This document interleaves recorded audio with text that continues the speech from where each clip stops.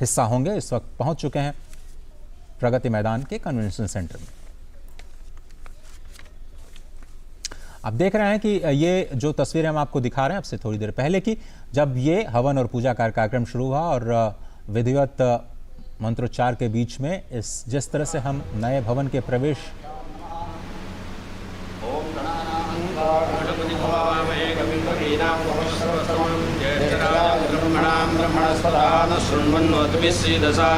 वक्रतुंड महाकाय सूर्यकोटिसमप्रभा निर्विघ्नं कुरु मे देव सर्वकार्येषु सर्वदा। श्रीमन्महागणाधिपतये नमः। निर्विघ्नमस्तु। ओम नमः सूर्याय चंद्राय मंगलाय गुरुशुक्रशनिभ्यश्चरायां पुण्यायां शुभपुण्यमहातिथौ अस्य यजमानस्य मम कश्यपगोत्रोद्भवस्य अनुराधा नक्षत्रे वृश्चिकराशौ जातस्य नरेन्द्रदामोदरमादिनामधेयस्य आयुरारोग्य ऐश्वर्याभिवृद्ध्यर्थं समस्तजनानां क्षेमस्थैर्यधैर्यवीर्यविजयाभयायुरारोग्यानन्दैश्वर्याभिवृद्ध्यर्थं धर्म अर्थ काममोक्ष चतुर्विध पुण्यफलपुरुषार्थसिद्ध्यर्थम्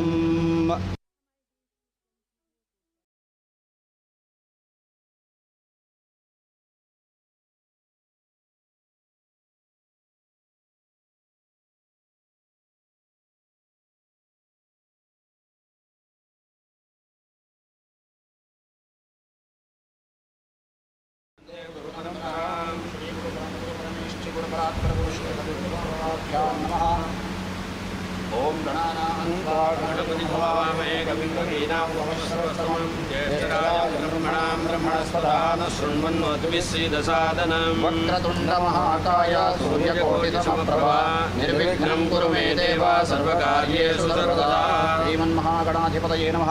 निर्विघ्नमस्तु। ओम नमः सूर्याय चंद्राय मंगलाय गुरुशुक्रशनिभ्यश्चरायां पुण्यायां शुभपुण्यमहातिथौ अस्य यजमानस्य मम कश्यपगोत्रोद्भवस्य अनुराधा नक्षत्रे वृश्चिकराशौ जातस्य नरेन्द्रदामोदरमादिनामधेयस्य आयुरारोग्य ऐश्वर्याभिवृद्ध्यर्थं समस्तजनानां क्षेमस्थैर्यधैर्यवीर्यविजयाभयायुरारोग्यानन्दैश्वर्याभिवृद्ध्यर्थं धर्म अर्थ काममोक्ष चतुर्विध पुण्यफलपुरुषार्थसिद्ध्यर्थम्।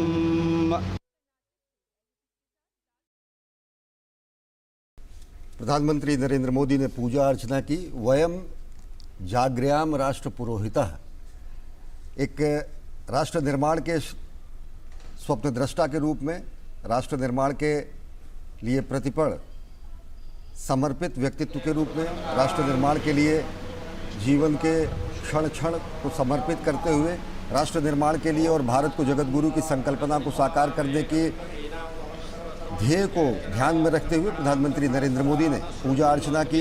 अंतर्राष्ट्रीय एग्जीबिशन कम कन्वेंशन सेंटर ITPO कॉम्प्लेक्स नई दिल्ली में अंतर्राष्ट्रीय स्तर का ये कन्वेंशन सेंटर, एग्जीबिशन सेंटर, और निश्चित तौर से भारत भारतीयता को अपने में समेटे, सूर्य शक्ति को अपने में समेटे, पंच महाभूतों को अपने में समेटे, जीरो टू इसरो की थीम को अपने में समेटे, भारत की संस्कृति के साथ साथ वैज्ञानिक उत्थान को अपने में समेटे, भारत की परंपरा और विज्ञान को अपने में समेटे, भारत भारतीयता को अपने में प्रतिबिंबित करता हुआ एक सबल सशक्त राष्ट्र के स्वाभिमान के उत्कर्ष के रूप में ITPO कॉम्प्लेक्स में प्रधानमंत्री नरेंद्र मोदी ने पूजा अर्चना की। बिल्कुल सही कहा आपने। और किसी भी भव्य प्रारंभ की अगर हम बात करें तो हमारी संस्कृति का एक हिस्सा होता है कि जितने भी लोगों ने उसमें अपना योगदान दिया है उन सभी के प्रति अपनी कृतज्ञता व्यक्त करें। और सांस्कृतिक तौर पर भी जो पूजा अर्चना है उसका काफ़ी महत्व, वास्तु पूजा का जो महत्व है वो सनातन परंपरा का एक अभिन्न हिस्सा है। और वास्तु को देव के रूप में हमारी परंपरा में पूजित किया जाता रहा है और उसी परंपरा के तहत ये जो हवन पूजा का कार्यक्रम, किसी भी भवन के निर्माण में जितने भी क्षति हुई है जीव जंतुओं की, उनकी आत्मा की शांति के लिए ये जो प्रार्थना और पूजा का कार्यक्रम है वो पारंपरिक तौर पर किया जाता रहा है। और उसी परंपरा का हिस्सा आप देख रहे हैं कि आज सुबह वैदिक मंत्रोच्चार के बीच में प्रधानमंत्री नरेंद्र मोदी जी ने राष्ट्र की तरफ से ये पूजा हवन का कार्यक्रम है इसमें सम्मिलित हुए हैं और आज शाम इस परिसर को राष्ट्र को संबोधित किया जाएगा, जो कि न केवल नई दिल्ली, न केवल एक राज्य के रूप में दिल्ली, बल्कि भारत को एक अंतर्राष्ट्रीय स्तर पर एक वैश्विक कन्वेंशन और एग्जीबिशन सेंटर के रूप में स्थापित करने में एक बहुत बड़ी भूमिका अदा करता हुआ नजर आएगा। इसके आर्थिक मायने भी हैं, सांस्कृतिक मायने भी हैं, क्योंकि जिस तरह से कहा जा रहा है कि भारत की संस्कृति को केंद्र में रख करके इस भवन का निर्माण किया गया है, अत्याधुनिक तकनीक का इस्तेमाल करते हुए तकनीक का संगम कैसे संस्कृत के साथ होता है और जो भारत की अवधारणा है वसुधैव कुटुंबकम की, उसको केंद्र में रखते हुए कैसे आप भारत को आर्थिक प्रगति के एक नए इंजन के तौर पर विकसित करने की दिशा में आगे बढ़ते हैं। प्रगति से गति की जो पूरी अवधारणा है उसको कैसे आप ज़मीन पर ले आते हैं, उसकी एक वानगी आपको इस कॉम्प्लेक्स के ज़रिए स्पष्ट रूप से देखने को मिल सकती है, जिसको अत्याधुनिक अति सुरक्षित परिसर के रूप में स्थापित किया गया है। और अगर देखें तो गति और प्रगति के ध्येय वाक्य को लेकर राष्ट्र निर्माण में जुटे हुए राष्ट्र के संकल्पना को, जगत गुरु की संकल्पना को साकार करने के महासंकल्प को की साधना करते हुए प्रधानमंत्री नरेंद्र मोदी ने ITPO कॉम्प्लेक्स के नए IECC परिसर में उन्होंने पूजा अर्चना की। अनुराधा नक्षत्रे वृश्चिकराशौ जातस्य नरेंद्र दामोदर मालती नामधेयस्य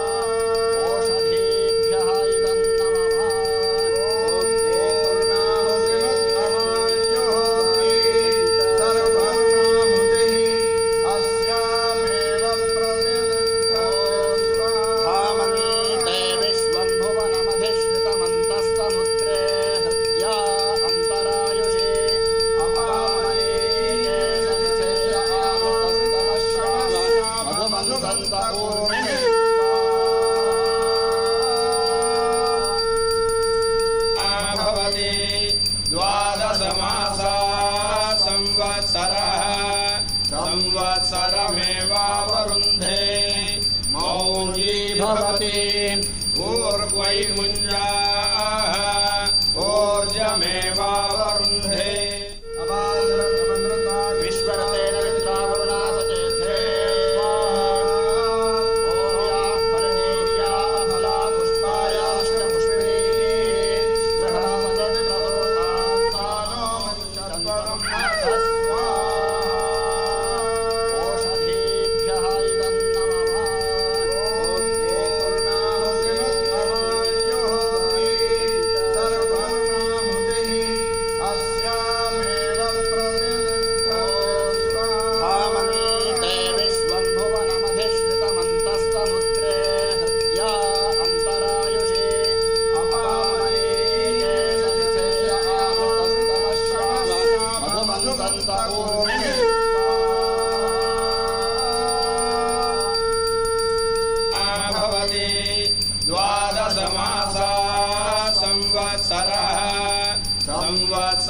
संवत्सरमेवावरुन्धे मौञ्जी भवति ऊर्ध्वैमुञ्जाः ऊर्जमेवावरुन्धे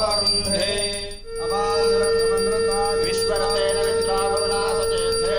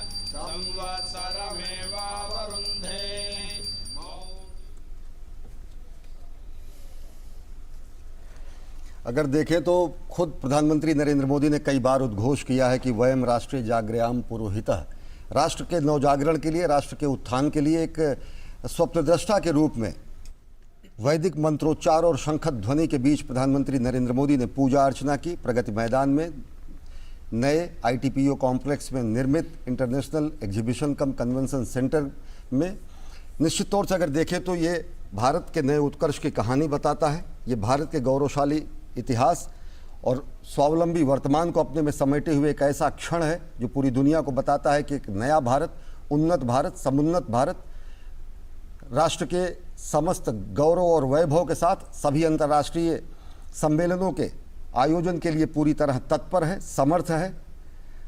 अगर देखें तो ये प्रगति मैदान भारत की शक्ति और तकनीक के प्रदर्शन का स्थान है। अगर देखें तो ये प्रगति मैदान व्यापार वाणिज्य के समागम का महासंस्थान है। ये भारत के गौरव और भविष्य के सपने को सजोए हुए भारत का वर्तमान है। ये एक भारत श्रेष्ठ भारत के साथ साथ सशक्त भारत की पहचान है। ये नया प्रगति मैदान है। ये आत्मनिर्भर भारत की संकल्पना के साथ साथ जगत गुरु भारत के गौरव का गान है। ये नया प्रगति मैदान है। ये उन्नत प्रौद्योगिकी की अभिव्यक्ति और नवोदित नवाचार का व्याख्यान है। ये नया प्रगति मैदान है। साथ ही साथ ये नए भारत के सामर्थ्य, शक्ति, स्वाभिमान का महागान है। ये नया प्रगति मैदान है जहाँ पर प्रधानमंत्री नरेंद्र मोदी ने पूजा अर्चना की, शंख ध्वनि के बीच, वैदिक मंत्रोच्चार के बीच, और साथ ही साथ हमारी वह सनातन संस्कृति के वो मूल मंत्र जो कहते हैं वसुधैव कुटुंबकम, जो अंतरिक्ष से लेकर चराचर में शांति की कामना करते हैं, जो विश्व के कल्याण की कामना करते हैं, जो सर्वे भवन्तु सुखिनः सर्वे सन्तु निरामयाः की अभ्यर्थना करते हैं, जो हर एक व्यक्ति में नर और नारायण के रूप में हर व्यक्ति की सेवा की अभिव्यंजना करते हैं, उन्हीं भावनाओं को समेटे हुए प्रधानमंत्री नरेंद्र मोदी ने पूजा अर्चना की ITPO कॉम्प्लेक्स में निर्मित इंटरनेशनल एग्जीबिशन कम कन्वेंशन सेंटर में। अजय, और इस पूजा और अर्चना के पीछे का अगर हम सांस्कृतिक या फिर पारंपरिक महत्व को समझने की कोशिश करें तो ये हमारे जो पंचदेवों की पूरी अवधारणा है वो पंच प्रकृति के साथ जुड़ी हुई है। स्पष्ट तौर पर हमारे वेदों में कहा गया है आकाशस्य धिपो विष्णु अग्निश्चयो महेश्वरी वायो सूर्यक्षिते रीशः जीवनस्य गणाधिप।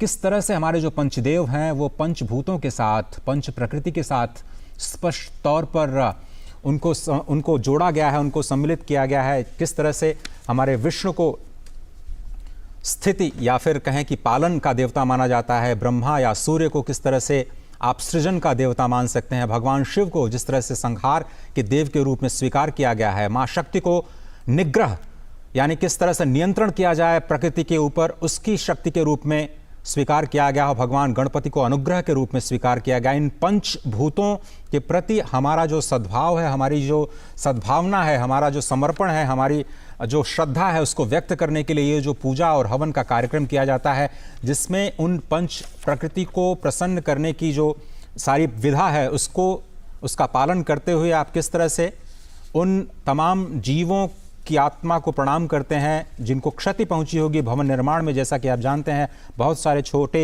मोटे जीव जंतुओं को अपने प्राण गंवाने पड़ते हैं।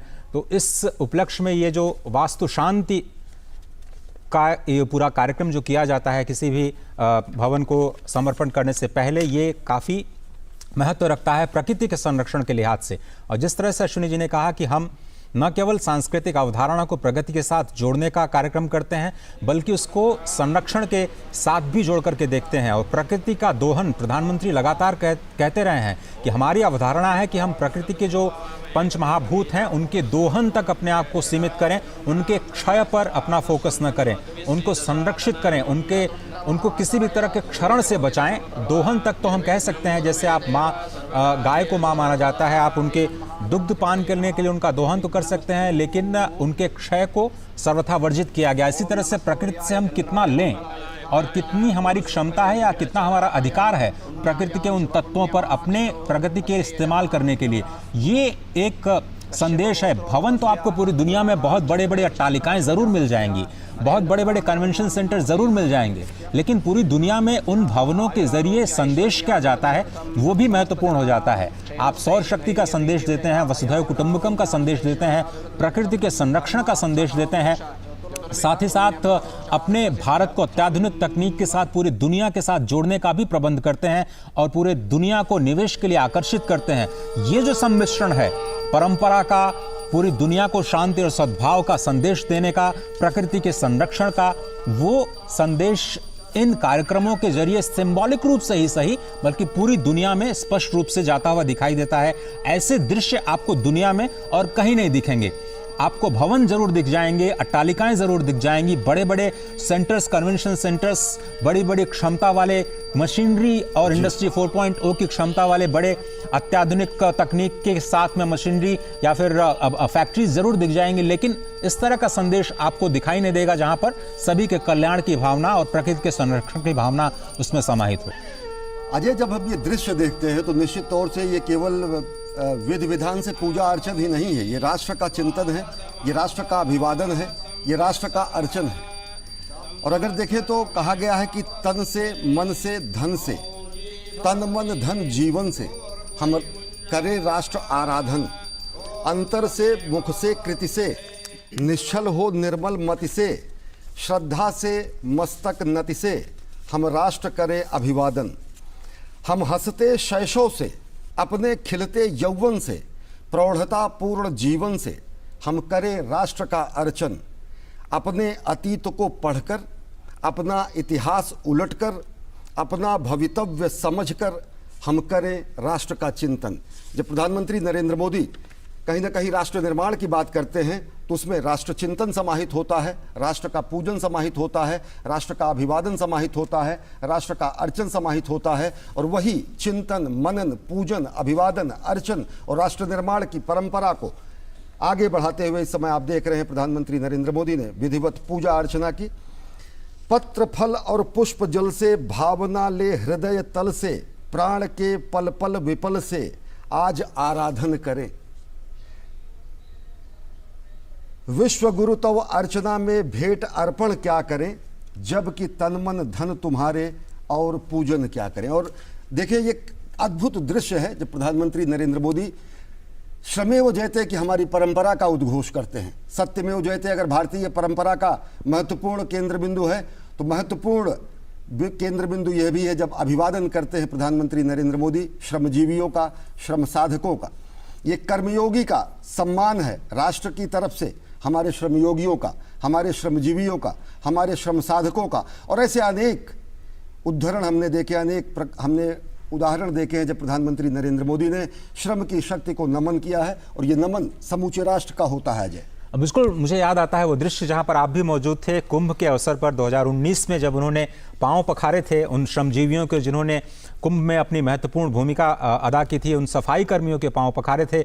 उसके बाद नए संसद भवन के निर्माण के बाद जब वो श्रमजीवियों से मिले, वो भी तस्वीरें स्पष्ट रूप से अभी ताज़ा तरीन है। आपको याद होगा जब काशी कॉरिडोर का निर्माण हुआ था तो किस तरह से उन्होंने अपनी कुर्सी हटा करके जितने श्रमजीवी थे उनके ऊपर पुष्प वर्षा के साथ में उन्होंने अपनी तस्वीरें खिंचाई थी। और कुछ इसी तरह की एक बार फिर से दृश्य और वानगी हमें स्पष्ट तौर पर प्रगति मैदान के इस परिसर से सीधे तौर पर स्पष्ट नजर आ रही हैं, जहां पर एक बार फिर से उन श्रमजीवियों को सम्मान के तौर पर वो उनसे उनका हालचाल जानते हैं, उनके अनुभव को साझा करते हुए नजर आते हैं और एक कनेक्ट दिखाई देता है।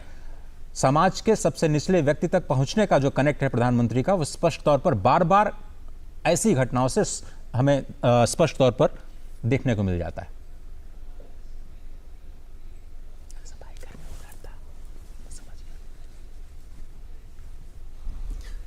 ये श्रम का सम्मान है, ये श्रमजीवियों का सम्मान है, ये श्रम और निष्ठा का सम्मान है, ये कर्मयोगी द्वारा श्रमयोगियों को किया जा रहा अभिवादन है, ये समूचे राष्ट्र का कृतज्ञता ज्ञापन है जो हमारे अट्टालिकाओं को, हमारे प्रासादों को, हमारे भविष्य के सपनों को, हमारे बड़े बड़े डैम को, हमारे ITPO कॉम्प्लेक्स को, हमारे इंटरनेशनल कन्वेंशन सेंटर को बनाते हैं। ये हमारे ऐसे श्रम साधक हैं जो अपने पसीने से, अपने जीवन के प्रत्येक कर्म से इस राष्ट्र के निर्माण की एक एक ईंट को और ज़्यादा सुसज्जित करते हैं और ज़्यादा मजबूत करते हैं। निश्चित तौर से अजय कहा गया है कि उद्यमेन ही सिद्धंति कार्याणि न मनोरथे न ही सुप्तस्य सिंहस्य प्रविशन्ति मुखे मृगाः। ये पौरुष है, ये श्रम है, ये साधना ही है जो कि व्यक्ति को सफलता प्रदान कराती है, क्योंकि सोए हुए व्यक्ति के मुख में स्वयं मृग नहीं पहुंचता है, कि सोए हुए सिंह के मुख में मृग नहीं पहुंचता है। ऐसी अनेक सूक्तियां हमारे सुभाषितान में कही गई हैं, अनेक सूक्तियां ऐसी कही गई हैं जो हमें प्राण प्रण से हमेशा परिश्रम करने की प्रेरणा देती हैं, और यह श्रम और यह परिश्रम ही सफलता के नए सोपान बनाता है। और इन्हीं श्रमजीवियों ने मूर्त रूप दिया है उस कल्पना को जिसमें प्रधानमंत्री मोदी को लगा कि भारत में भी एक अंतर्राष्ट्रीय स्तर का कन्वेंशन सेंटर होना चाहिए, एग्जीबिशन सेंटर होना चाहिए, और कैसे उसको भारत की संस्कृति और परंपरा के साथ जोड़ते हुए इस भवन का निर्माण किया गया होगा। इन्हीं श्रमजीवियों ने उसे मूर्त रूप देने का काम किया। चाहे वो शंख की आकृति में मुख्य भवन के निर्माण की बात हो, इसके केंद्र में विश्व के भरण पोषण की धारणा स्पष्ट तौर पर दिखाई देती है, क्योंकि शंखध्वनि हमारी परंपरा में शांति और धर्म स्थापना की प्रक्रिया का एक प्रारंभ माना जाता है। पंच महाभूत की अवधारणा को दिखाता हुआ जो पूरा का पूरा जो कॉम्प्लेक्स है वो हमारी प्रकृति के प्रति प्रेम और हमारे प्रकृति के प्रति समर्पण को दिखाता है। भारत की कलाकृतियाँ हो या फिर ट्राइबल आर्ट्स की झलकियाँ, एक भारत और श्रेष्ठ भारत की झलक आपको ज़रूर दिखाई देगी नई दिल्ली के इस नए ITPO कॉम्प्लेक्स में। जब आप जाएंगे, अंतर्राष्ट्रीय समारोहों का हिस्सा बनेंगे, तो आपको देश के अलग अलग हिस्सों से जो कलाकृतियां हैं, जो वहाँ की संस्कृतियां हैं, वो भी छवियों के रूप में अपने आप को आपके साथ जोड़ते हुए नजर आएंगी, आपको आकर्षित करते हुए नजर आएंगी। और यकीन मानिए कि ये अंतर्राष्ट्रीय स्तर पर भारत को उसकी संस्कृति की पहचान के रूप में ही देखा जाता है। भारत को वसुधैव कुटुंबकम की भावना के साथ बने एक महान लोकतांत्रिक देश के रूप में ही देखा जाता है। भारत की संस्कृति और योग और जो उसकी कलाएं हैं वो उसकी आत्मा है, उसका मूल है। और उसके साथ में जब विदेशी पर्यटकों, मेहमानों को या फिर जो राष्ट्राध्यक्ष हैं उनको ये स्पष्ट तौर पर दिखाई देगा कि भारत वो कहता भी है, जो कहता है विश्व स्तर पर उसको करके दिखाता है। और जब वो ऐसे भवनों को भी राष्ट्र को समर्पित करता है, अंतर्राष्ट्रीय स्तर के परिसरों को, तो उसमें भी भारत की संस्कृति के साथ वो सारे के सारे संदेश स्पष्ट तौर पर पूरी दुनिया के लिए होते हैं। जो बड़े बड़े सम्मेलनों में कागज़ों पर नज़र आते हैं, जिन पर हस्ताक्षर कई राष्ट्रों के होते हैं, लेकिन वो ज़मीन पर दिखते नहीं हैं, वो सिर्फ कागज़ों में सिमटे रह जाते हैं। उनको किस तरह से आप ज़मीन पर आते हुए, दिखाते हुए नज़र आते हैं, वही भारत को दूसरे राष्ट्रों से अलग करता है। और इस तरह से आप इस वक्त देख रहे हैं वो भव्य तस्वीरें देश के पहले international convention and exhibition centre. Once I believed that knowledge alone was enough. I sought it in books and from teachers.